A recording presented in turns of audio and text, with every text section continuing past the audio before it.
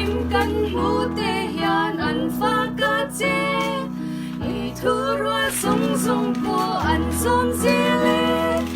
và ô môi đây tìm phạt chê ăn ninh lâu niềm ta kinh lá ăn xa phâu cây nín căn ô tê hiền cây nín căn ô tê hiền phạt căn du bốc nang man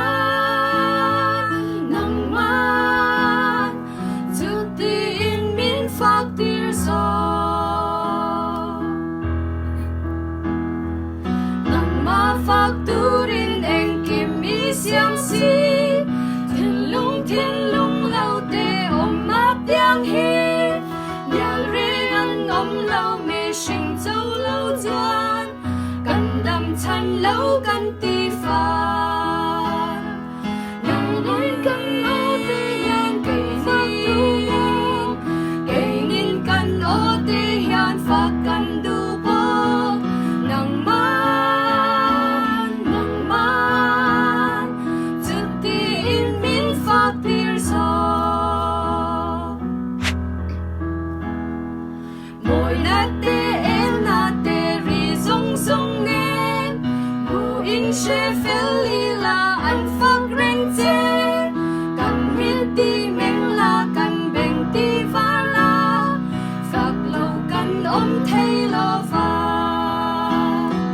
cây nín căn ô tê hiền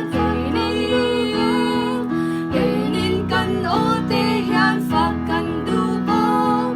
nang man chút tin min phak tir so min sia ma vangin nang kan phak ka che chu kong nghe ya hiao y ta kan ni e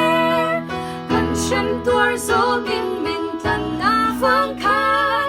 he mi ber hi den phak cha cây nín căn ô tê hiền phak kan du bốc cây nín căn ô tê hiền phak kan du